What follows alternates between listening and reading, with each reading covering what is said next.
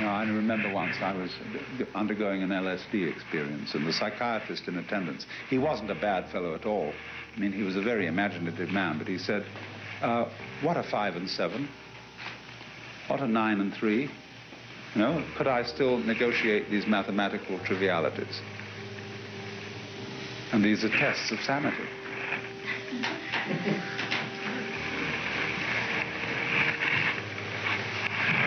Now, I don't want to deride that completely, because anybody who explores into worlds beyond the everyday world should be able, ideally, to come back with an account of what he's seen.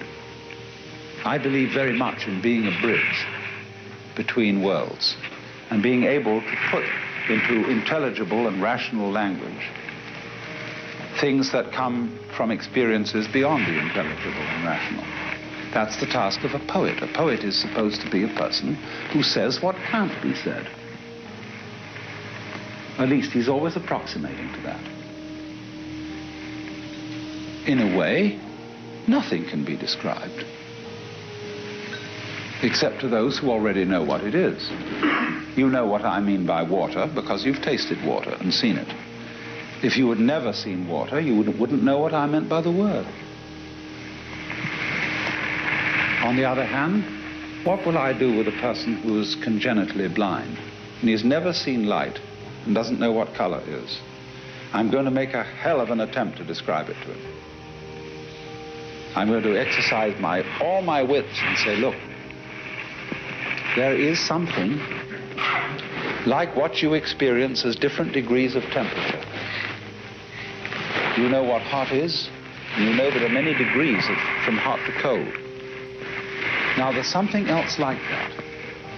We talk about hot and cold colors, reds and blues, and they're at different ends of a spectrum, which is like you experience between hot and cold, or between rough and smooth. But this thing also is like what you hear in sound. You hear high and low notes, and you can see a whole range of different tones between them. Now, there's something else in which these things happen, and it's a sense you don't have, and so I can't tell you directly, but it's like all that, and I can really work on it. Give him an idea of something else. He won't get it directly from my talking, but he will, through the conviction with which I'm speaking and through the care with which I'm trying to outline this to him, know that there is another dimension beyond his imagination. And so in just the same way, there are dimensions beyond the imagination that our ordinary academic education gives us. It would be all right if we were as definitively excluded from them as people who are congenitally blind are excluded from color and light, but we're not. We keep slipping in and out of them, sometimes in a way that is beneficent, and sometimes in a way that is deeply troubling. When a person who is brought up in Arkansas and has no other religion than the fundamentalist interpretation of the King James Bible slips accidentally into a mystical experience, there's no other way to describe what has happened to him than to say that he is Jesus Christ or God. This is blasphemous in his community. But to give him the benefit of the doubt, they say he's crazy. And whenever somebody says such a thing, we challenge them in our culture with technical questions. If you are God, command that this glass be made into a rabbit. How did you create the universe in 6 days? There was once a poor woman in an asylum who was asked this question, and she replied, "I never talk shop."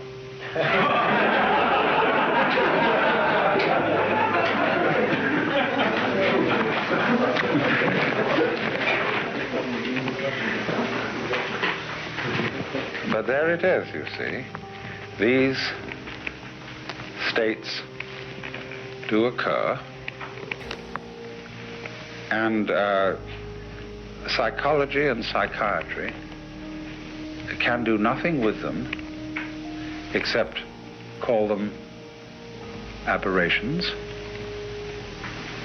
unless psychiatrists and psychologists have themselves explored these experiences.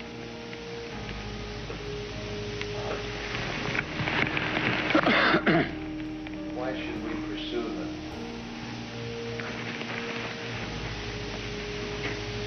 Because you have to deal with them. And because what is always being asked of you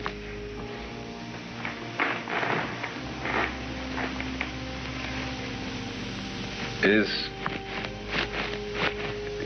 you see, people go to you today, whereas before they went to clergymen. The clergyman is a pretty hopeless case today, because people feel that if they go to him with a real problem, all they'll get is platitudes.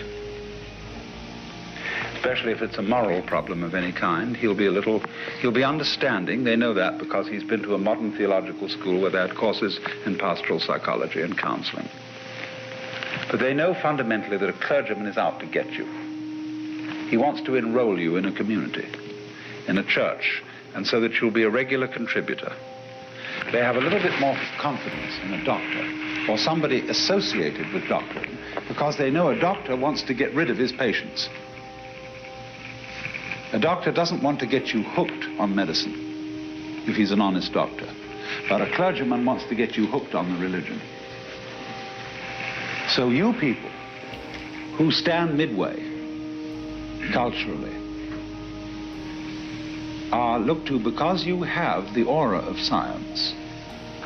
And therefore people say, well, that's rather more objective. That's a little safer. I feel I can risk this person because he's not out to get me into some hocus pocus. See?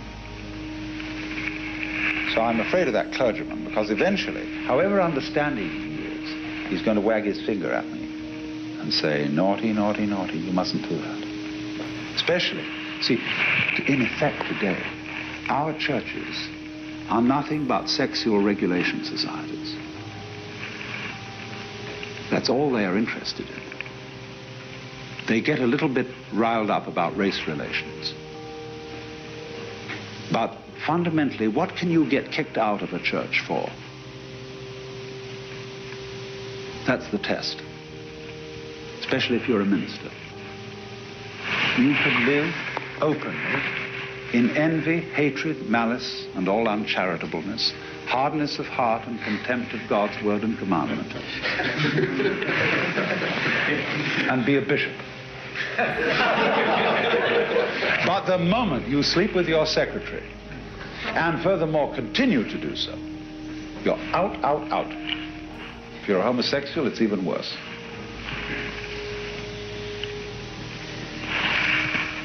That's the test. That's what it's all about. Well, let's reserve questions to a little later, and then we can take them all together. But over and over again, this is the thing that matters. So people who, for various reasons, are involved in a form of love or sexual relationship, which is by these standards irregular, they know that when finally they get down to it with the minister, he's going to say naughty, naughty, naughty. And so it goes. So they don't go with him, because he stands for pure squaredom, however softly he puts it over, the soft sell. But they know with the psychotherapist they're going to get some less judging and more understanding attitude. But they will pursue the psychotherapist to a certain extent and find that beyond a certain point he collapses, because he doesn't know what to do with death. He has no metaphysical ground. The priest has too much metaphysics, and he has no understanding on the level of that the psychotherapist has competence in. So therefore, to be truly effective, the psychotherapist needs a kind of deeper vision. And he hasn't any reason to be afraid of it and to be feeling that this will injure his scientific respectability. Because as I've given you the clues this morning, you don't need to talk about mysticism. You need to talk about ecological awareness. There is always a language you can translate this into that will placate behaviorists, logical positivists, and other people who want to insist fundamentally that the universe is dull. You see, that's what lies behind all these mythologies. A person who wants to say on the one hand that the universe is something that strikes him as profoundly mysterious will talk about the Godhead and things behind it. A person who, on the other hand, who wants to say, oh, well, it's just a thing that's not really very important. He'll find a language so as to describe the universe in a slightly contemptuous way. He'll say it's nothing but. And neither of these people can prove that what they say is true. They're just two different ways of expressing the kind of person you are, or what role you're playing with respect to life. See, a lot of people want to advertise the fact that they are sound and reliable, and nobody can put over any nonsense on them. They're tough-minded. So in the academic world, they'll always play a certain role. And you can watch it, you know exactly what it is, how they come on. Other people want to say to those people, you're dry as bones, you rattle. You know the words, but you don't know the music.